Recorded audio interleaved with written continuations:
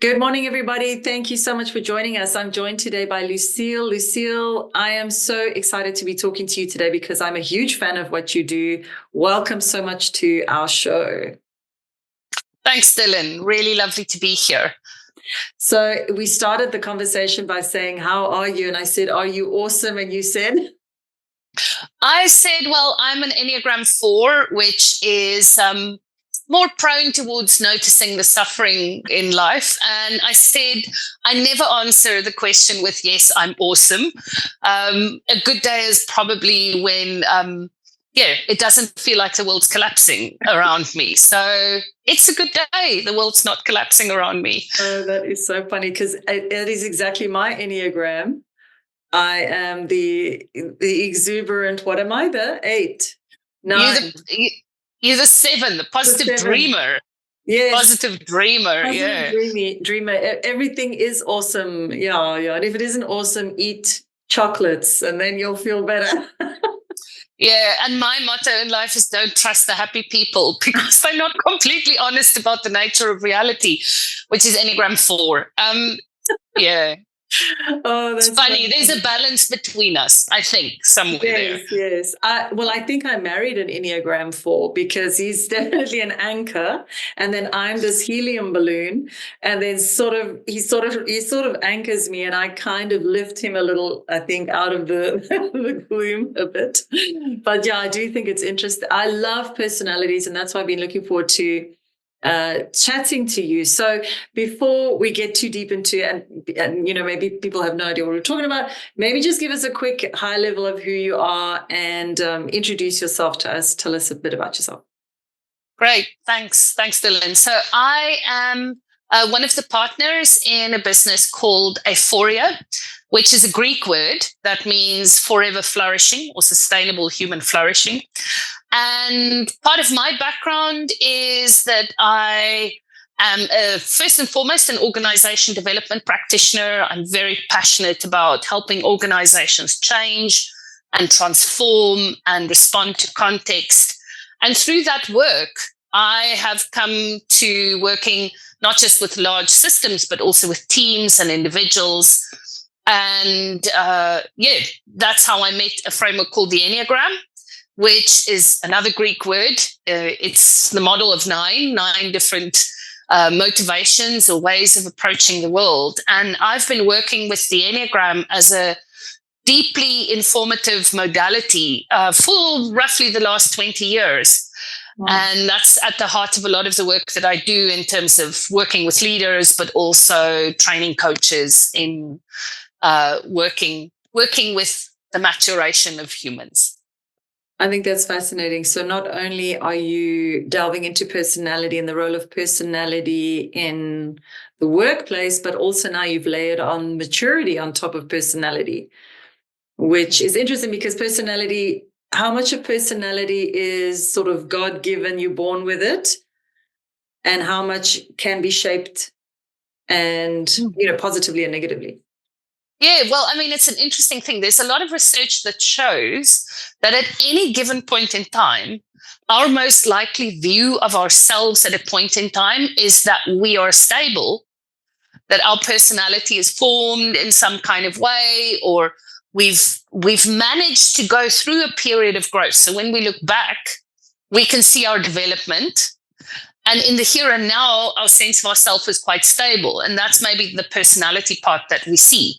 But then if I just move forward another 2 years and I look back on the same year, I go, oh, wow, I was changing so much at that point in time.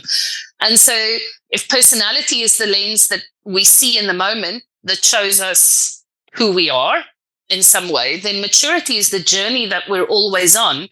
And that's our growth, for better or for worse, because we don't just grow in one direction. Sometimes we fall back and we regress as well.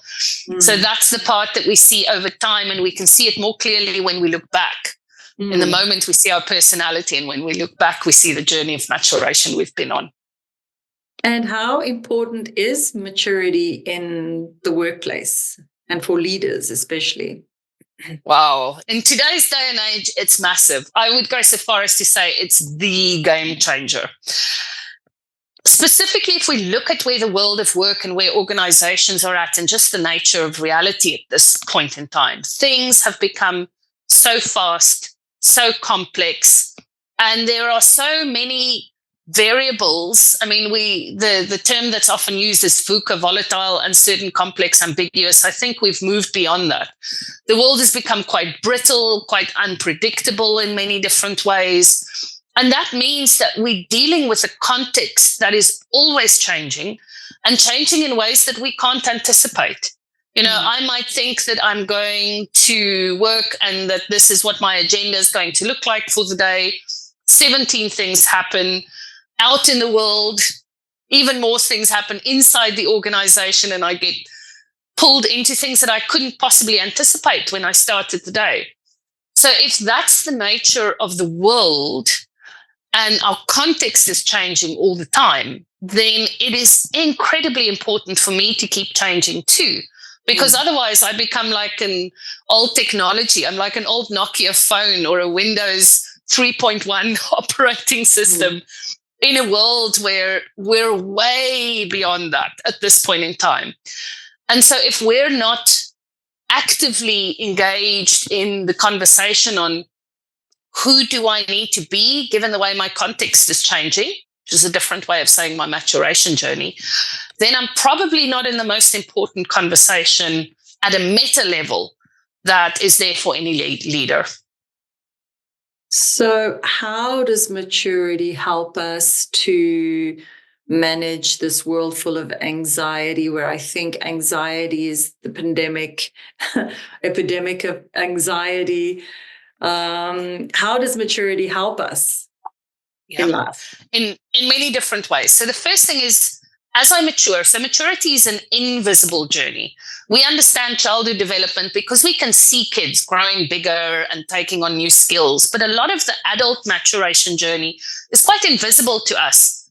But what happens as we mature is we start seeing more variables, and we're able to take on board the complex relationship between the different variables in different ways. And as we mature, our inner capacity to contain our anxiety and to work with our anxiety and to notice our anxiety also grows and develops. So as I mature, I don't see anxiety as much of an enemy. Other people have anxiety, I don't. But I learn to build a solid inner world, a solid foundation from which I can meet all of the anxiety and complexity that is in the world. And so if I have that solid inner world, then that makes such a big difference. I think we've all worked with leaders where in the moment of great stress and strain, they make us feel calmer and more capable of responding to what's going on. And we've maybe had experiences of leaders that make us feel the opposite, that we should run for the hills now because Armageddon is here. Yeah. And so I always think of, what's the nature of the tonality that I offer into the system as being one of the most amazing gifts of the more mature leader. Of course, there's many other ones, how strategic I can be, because strategy has to do with longer term time frames and being able to see more of the variables, how comfortable and agile I am to respond to how things are changing, how I work with people who don't agree with me. What happens to me when I realize that control, other than in very simple situations, is actually an illusion, and that I might think I have the hands on the steering wheel of my organization, and there are forces well beyond that means that maybe, something more and outside, and there are multiple hands on the steering wheel rather than just me driving us, nicely on a freeway towards a predetermined goal in a certain world that can be predicted. Life's just not like that. Yeah. Well, then the $1 million question, how does one mature? Well, I think the first thing to say is that maturity is a journey. It's not like a light switch, which you flick the switch once And I think we all want silver bullets and simple answers, but maturation is a journey and a process, and you're on it your entire life. You go through childhood maturation, and then you're in adult maturation through your entire life. And in that process, there are times when it's the time for opening up and growing and expanding and taking on new things. And we'll talk about how we support and enable that in a moment. But there are also times for consolidation. If we think of it as more of a seasonal map, there are times when things should be spring and summer, where I'm opening up new things and going towards possibilities. And there are times of harvest, times that are more like autumn or fall and winter, where I actually have to go underground and not do new things, because the way in which I'm maturing is by processing what's already happened. So the first thing to notice is that all the seasons are not the same. And at any given point in time, I often ask leaders the question, what's your intuition telling you? Is this a spring? Are you in spring? Are you in summer? Are you in autumn? Are you in winter in terms of your development? And therefore, what is required from a maturation perspective at this point in time? Because if I try to maintain an eternal summer, I'm going to run out of steam, and I'm actually going to probably regress, because there are lessons that I haven't properly integrated and properly worked with. So no eternal summer, no eternal growth models here. We're not, it's not just about going forward at great speed all the time. So that's the first thing. If we then look at what helps us mature, when we're in that more expansive phase, there are really, I think, 4 key things that we need to look at. The first has to do with foundational self-awareness and working with my ego and all the traps that come with it. This is where something like the Enneagram is really helpful. If I can see that, I'll talk for myself, that I might at times have a slightly pessimistic view on the world, and that when people challenge me on that, my ego pattern is to become very emotional and argumentative. Then I can start going, is that appropriate in this moment? And I need to work through those ego defensive patterns that sometimes we even see as personality. So that's the first step. Build your self-awareness, work with your ego. And if you don't build that foundation, all the other smart and clever things that you might do are going to be on a house without you'll be building a house without a foundation. The second element that helps us to mature is we need to embrace and experience heat. Now, heat is a metaphor for discomfort, getting out of your comfort zone, trying things that you've never tried before, and extending and expanding yourself in a way that feels out there, but not so unsafe, like that I become like that little road runner that runs past, or the coyote that runs over the cliff and then falls down on its head every time because I've gone so far out of the comfort zone. But heat experiences are amazing things. And sometimes for leaders, if I want to help my people mature, that looks like giving the project to the person that's never done it before, rather than the person that always does it well. They're not going to grow through that experience. But the person who's doing something that's like swimming in the deep end, they're going to learn so much. They're going to grow in terms of their agency and their confidence, if that is within the scope of possibility, as opposed to so far out that it's setting them up to fail, of course. So I need to get out of my comfort zone and embrace these heat experiences. The third thing that's really important is I need to get into conversation with perspectives that are different to my own. And we call this colliding perspectives. I can't be in an echo chamber. And this is where inside social media, often we're in echo chambers that we don't even realize are echo chambers. Because of our search histories. It's figured out we like this kind of stuff. They give us more about it. And actually what I need to go and search for is critiques of these things that I'm really into and alternative perspectives. And I often find that it's incredibly helpful to listen to podcasts or read things about a topic that I'm interested in from people that actually piss me off a little bit. Yeah. Because that means, and then to go, how can I be in conversation with this? It's not just about making me feel more defended and certain. It's actually, that's also in their stories. These people are heroes to themselves. What's their view? This is part of the landscape too. And that teaches me to bring on board different data points. And that's part of the maturation journey, to see more and more of the world. You know, if I start out just thinking this is reality, then this becomes reality, then reality becomes bigger.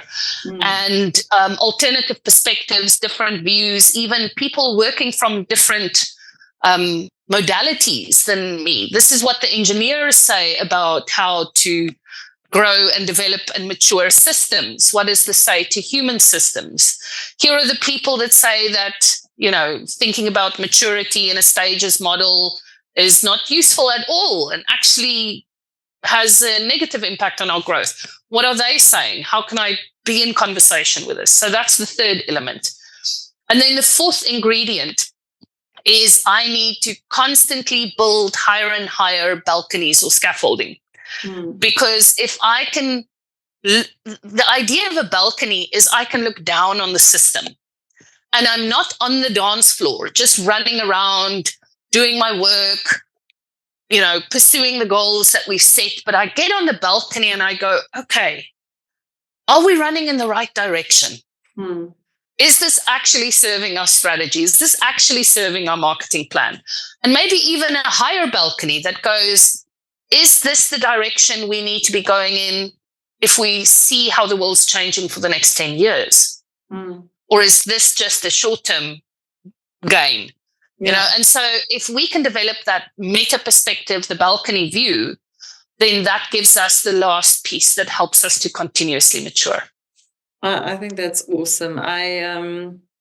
I found diving into my Enneagram very, very eye-opening. I've always known, you know, the DISC and the Myers-Briggs. I've been a student of those disciplines, but I did find the Enneagram to be deeper and more three-dimensional than those. Look, I'm very aware that personality is so complex and nuanced that you can't, there isn't actually one test that can define anyone, but I think that all of them open different sides. You know, even the Gallup Strength Finder all helps you to understand yourself. And once you've mapped that and to be aware of where I feel comfortable and then where do I avoid, and to go into the pain, like you said, you know, like, so for me as an extrovert, loves people, moving to Germany has been extremely challenging because it's a nation of introverts who don't, you know, they love their friends, but they're not open to making new friends. And so having to go into that pain and doing all the self-work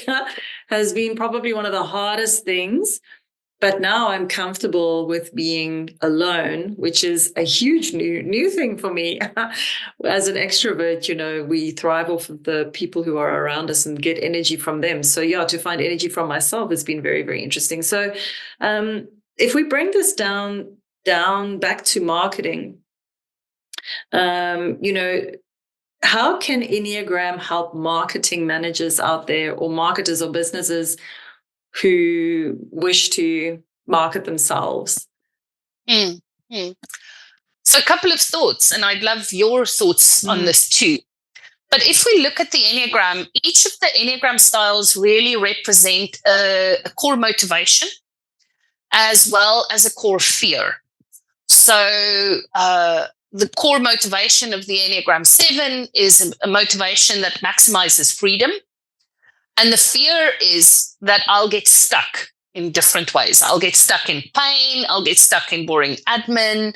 I'll in some way be in a corner where I've got golden handcuffs into the organization and I can't live without the organization. So I'm limited in some way. Now, when we're marketing to people, understanding people's fears and motivations is really at the root of a lot of successful marketing. Yeah, agreed. So where this is incredibly helpful is it helps us understand also things like brand profiles and the kind of motivational aspirations of a brand, and you can then see who is going to respond to that kind of brand messaging and who isn't. More from a personality perspective than just other forms of segmentation in the market. So that's really helpful. The second thing that it really does is it helps us build very three-dimensional and authentic, let's call it archetypes or characters in our marketing messages. And this is where actually it's incredibly helpful to see the parallels. So the Enneagram is being used a lot in the entertainment industry to build characters for movie scripts and things like that. Yeah. Because if you understand the archetype in a very rounded way, then people experience the characters as more authentic. So if we want to build authentic messaging and authentic brands, then we need to understand that we can't just lean into the plus points of, for example, a really assertive brand archetype. We need to understand part of the shadow side of that kind of archetype too, and work with that in our messaging. So that's also really helpful. And then the third thing I'd say is people naturally, and this is our brains, our natural response to people who are being authentic when they talk to me. So if I'm an individual marketing myself to someone else, people pick up if you're being authentic. And the better you know yourself, the more you'll be able to lean into that authenticity, as opposed to trying to market yourself and your work and your organization through a lens that feels like what I need to say, but actually it's an overcompensation for some of my insecurities. And people smell that. So it helps from an individual all the way through to maybe a brand strategy perspective. The Enneagram is useful. I think of it as a hack for understanding human beings. So it helps in that way. I was also thinking about that earlier, and I've never we've surveyed. We did some neuro marketing for some of our clients. So we sent out a customer survey to understand. Neuro marketing is very simplified. It's basically, are you male or female? How old are you? And then it maps you into the limbic map in different, and then there's a cluster of words and feelings that are associated. If you're a younger woman, these feelings and words will appeal to you as opposed to an older man. So, but I was actually thinking that the progressive marketing company and will actually send out an Enneagram to their customer base and then do some deep analysis on that. Because if a lot of your customers come back as 4s, you know the kind of wording and imagery that you have to, you can create campaigns around your 4s. And it would be amazing if you could understand, well, the people who buy this product are predominantly, we've got a very large group of 4 sitting in here. But look, obviously I always say to my customers, there's hunters and there's gatherers. There's always the two opposite extremes that come to your website. You have to cater for both. You have to cater for the extremely detailed person who wants to read the terms and conditions, and then the extremely time poor person who just wants to get a good feeling and make a decision based on that. And sometimes when I'm speaking to the marketer or I'm speaking to the client, they are a 4. So let's say they're very detailed and pedantic. They might want, tons of words, but I'm representing the 7s who just want to get a general feeling and make a decision of a gut feeling. So I think there's obviously understanding, you can't necessarily put all your customers into one box. But I love what you said about having a brand persona, and when you're doing your customer personas, to even go deeper, not just here's Joe's the IT manager, Joe likes this, but actually to go into predominantly a certain type of personality chooses programming and accounting, and you can actually start to say they're probably one of these 2 or 3 Enneagrams, and you can umbrella your messaging towards them. Totally. So your customer profiling, it's never as simple as just one Enneagram style. Yeah. often like 3 or 4. And there's great research that shows that, for example, people who love IT development have very different Enneagram styles to the people who like to do IT first level support. So what am I selling here? Because I know that our Enneagram 2s, who are our helpers and very people oriented, often thrive and are your big leaders in first level support. But your more detail oriented, private, respect my boundaries, give me all the detail, but know that I'll actually do comparative research independently anyway. Enneagram 5s and 6s are more likely to be in some of the development roles. So depending on which part of even the broader IT profession I'm working with, I might do some very different customer profiling there too. I love it. And that's what marketing is about. It's about creating an emotional connection with your audience based on authenticity, not manipulation and fraudulent behavior. And I think that brings us back to maturity. I was watching one of your podcasts and also what you said earlier, that organizations that are more mature are more strategic, they're future-proofed, they grow and develop better, they're a better place to work. So maybe just cover this word vertical development a little bit, because it is a buzzword and our audience won't know necessarily what that means. But I found it very interesting as we're looking at some of your previous work, just to unpack what is vertical development. Yeah.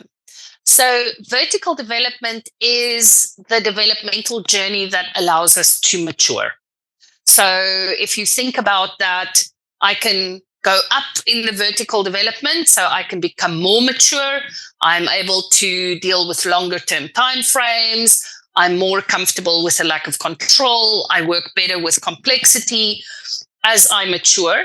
And then we have periods where the opposite happens. We go down in the vertical journey, where we become less mature.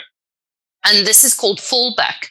So fallback is where I am maybe in burnout or close to the edge of burnout, or I'm dealing with illness, or there's a massive restructuring that's left the whole organization very uncertain.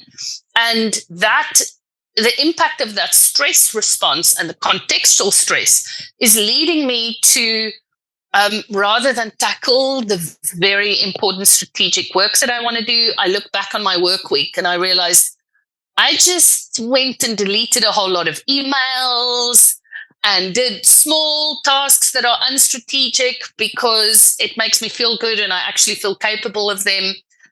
But I left all the big strategic work that normally I would tackle.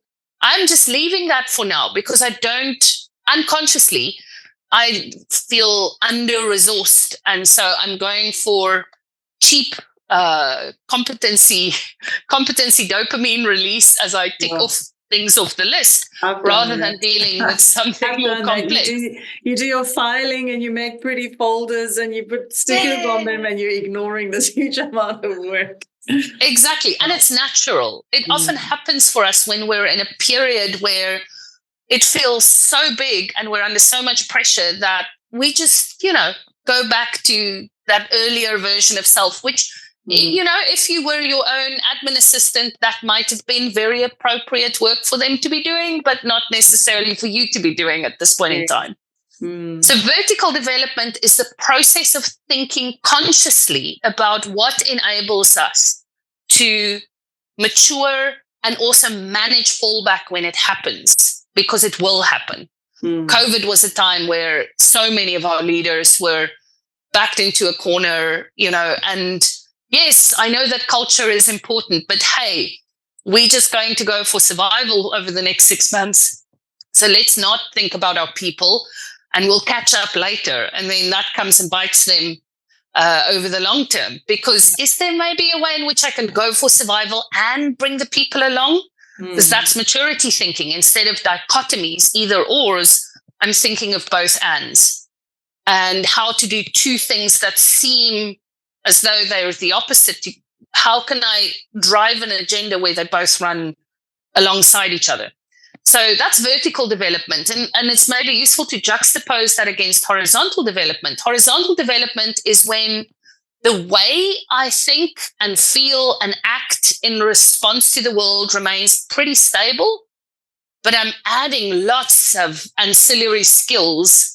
I'm developing some mastery inside that action, thinking, feeling, logic. So, I go on a course. I wasn't necessarily able to do some graphic design work before. Now I can do graphic design work. So I'm building mastery in the broad portfolio of what I'm doing, but it hasn't changed how I look at the world. It's just given me a skill. Now, very little development is as neatly put in a box where it's either horizontal or vertical. It's mostly both. So we kind of do diagonal development. Maybe while I'm learning about graphic design, it opens my lens up to a more aesthetic way of evaluating the world. And suddenly I start noticing things that before wouldn't even come up on my radar screen. I notice color. I notice beauty around me. And so, wow, it's opened up my way of looking at the world. That's the vertical development piece. While I'm learning a new skill that's actually, pretty unrelated to all of these other openings up that are happening for me. Now, in traditional thinking around leadership and human development, I think for many years we were very focused on the skills we need. Even when people do skills audits, they go, oh, you can do this, tick, it's a little matrix, and a lot of the things I'm ticking are skills that actually belong in that horizontal band. With the speed at which the complexity in the world has ramped up, one of those exponential growth curves that we're in, all of a sudden we're going, wow, skill development is not enough for our leaders or even for us as humans. We need to figure out how to stay abreast of the world and how it's changing. And so that's where the term vertical development and developmental coaching has become part of what we're thinking and busy with in the broader field of leadership and human development. So if someone is seeing a coach, you want to be seeing one that knows about the vertical development, because I think there is it's easy to map the horizontal development, which is courses and learning skills, but it's this vertical development that's trickier, right? So you guys have done some amazing work, which is totally mind-blowing. You've mixed the Enneagram with maturity. So you've got Enneagram assessments, and you've got, for the team, for the entire company, you've got Enneagram maps from an individual level, team level, all the way down to organizational leadership. And now you've got maturity mapping that you can do, and you've mixed the two together. So what is the power that's unlocked by mixing Enneagram with maturity? What insights have you seen now that you've combined the two? I think the first thing is that vertical development journey becomes a lot more personalized. And we're in the age of personalization of everything, right? Yeah. I want it to be fit for me.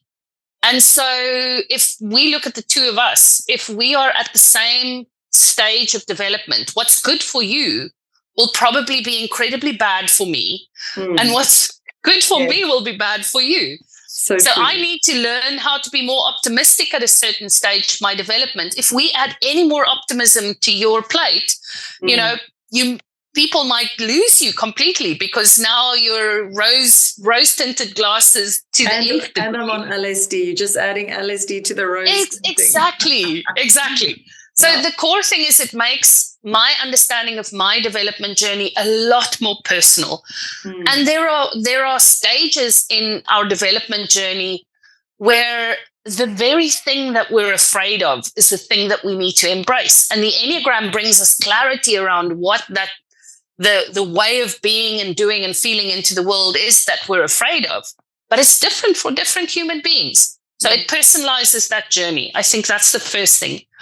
The second thing that it does is, for people who are already familiar with the Enneagram, is it brings massive psychological robustness to an understanding of what the different trajectories for Enneagram types are. A lot of the Enneagram's roots are maybe a little bit more spiritual, and it hasn't been as strongly psychologically informed at early stages of its application. And so this brings very robust psychological information that helps us understand the Enneagram in a more robust way. And then for the people that are interested in development journeys, if we say that part of how we grow and develop is step one is foundation, work with the ego, the Enneagram is one of the most powerful ways into working with the ego to build a foundation from which we can go heat experiences, gliding perspectives, and elevated sense making on the balcony.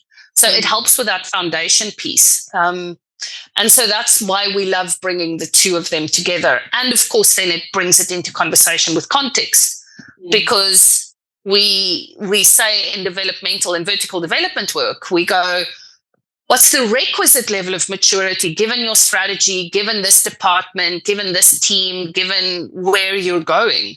So great. You want to build something that is sustainable 20 years from now, but you're doing it from the place where everyone needs to agree with each other all the time.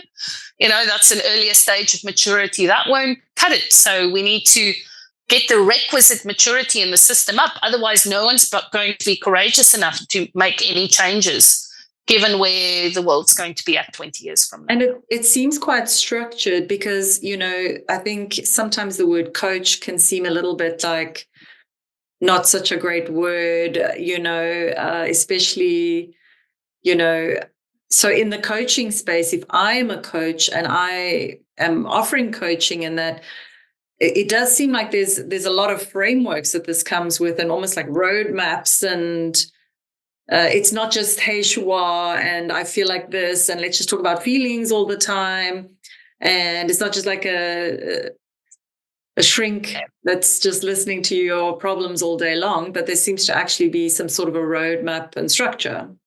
Yeah, totally. And that structure should be contextually informed. One of the most powerful reframes around coaching that I'm working with at the moment, and it comes from Peter Hawkins, who does systemic coaching from his work, is to go, my job as the coach is not to go, so Dylan, what do you want and how do I help you to get there more effectively? The real question of someone who's doing developmental coaching is, what is required? And therefore, how can I stand alongside you so that we can look at the system from that balcony and therefore work together on where the system needs you to go, which is very different from the, what's on your vision board, let's go for it. So when we work developmentally, it's what is required, given the context, given the system, given the strategy. And let's walk alongside each other, because let's face it, leadership is lonely, right? And I don't have the answers for all of that, but maybe the questions we're asking are the wrong questions sometimes. We think we need to just ask, what does the client want and how do I help them get it? I love it. So you don't become part of that echo chamber. You're actually helping the customer the client move into what's good for them, and not just, for me, pain avoidance. But but that brings us to stuckness. I know that this is a term you use often. And what is stuckness, and how does one become unstuck? So stuckness, very simply put, I think everyone listening will in some way relate to it. Stuckness is when I keep singing the same tune, even though the world is changing. So if I am a leader, or even if I'm busy with a marketing strategy, and this marketing strategy used to work really well. Yeah. It gave us 5 out of 5 performance for the last 10 years.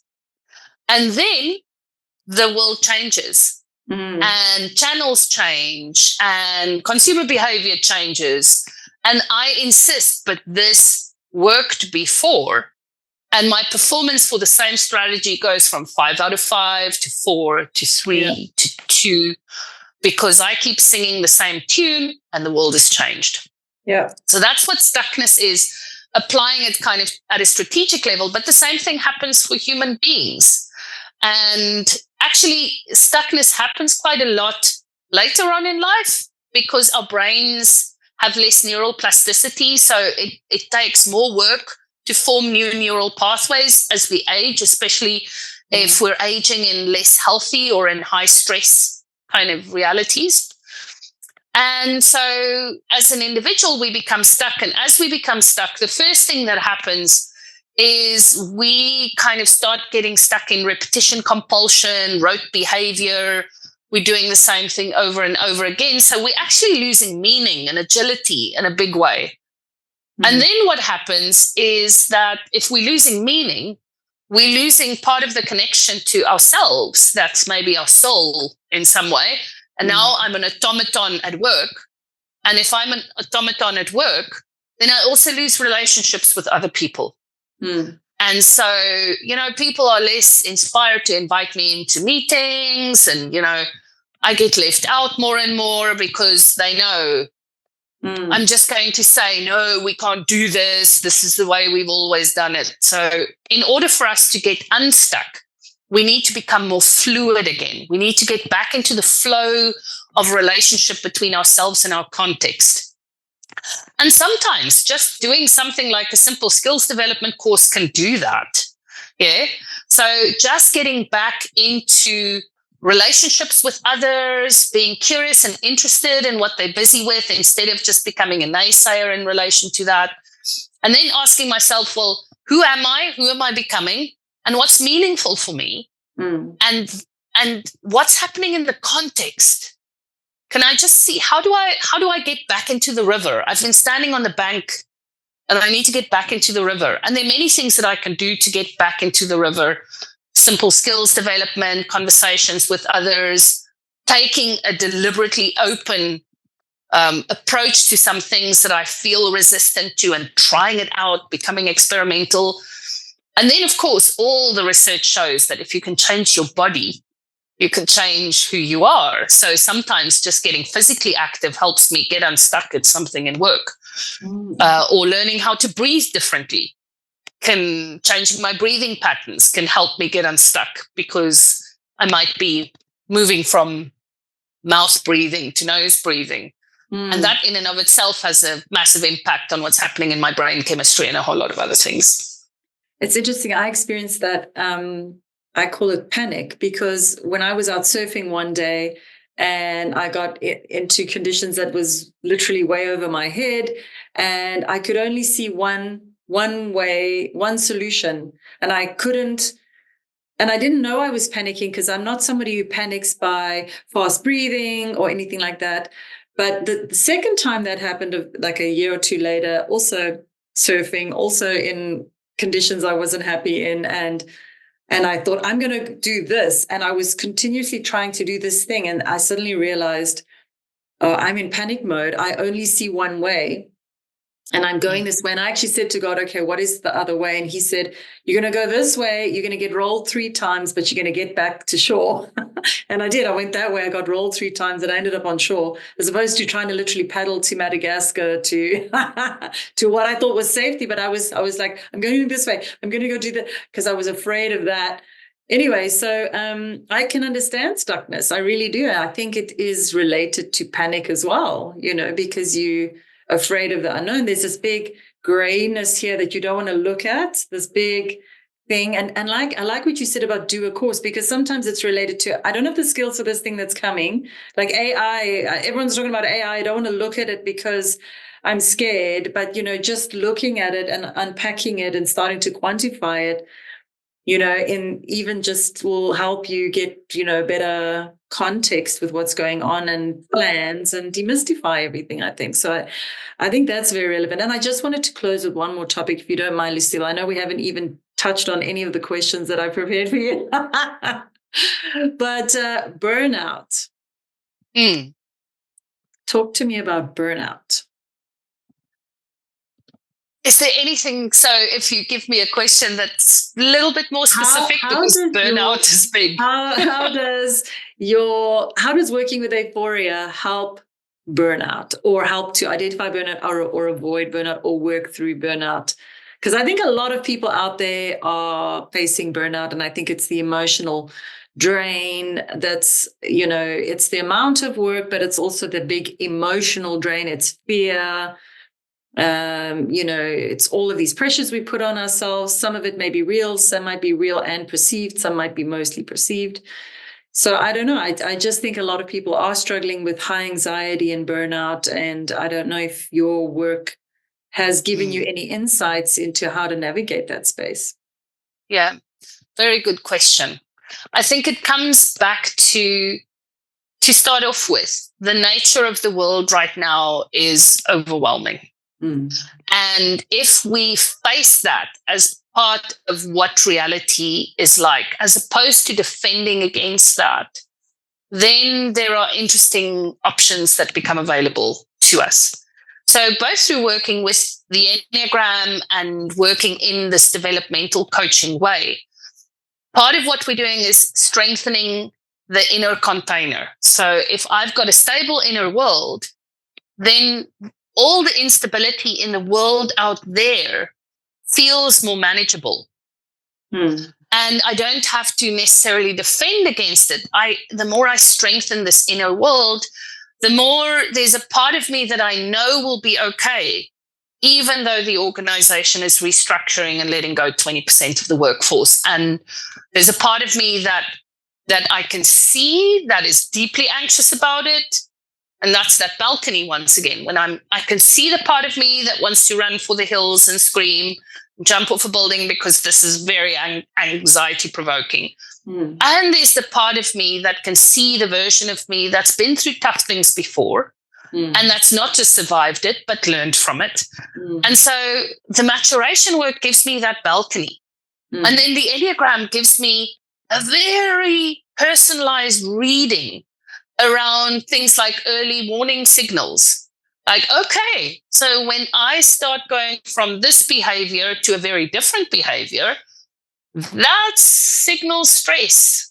And so even before I'm in tune with the fact that I might be nearing a wall of burnout, if I can read my early warning signals that are very individualized, and the Enneagram helps me see that, then that helps me check whether there are alternative courses of action that I want to work with.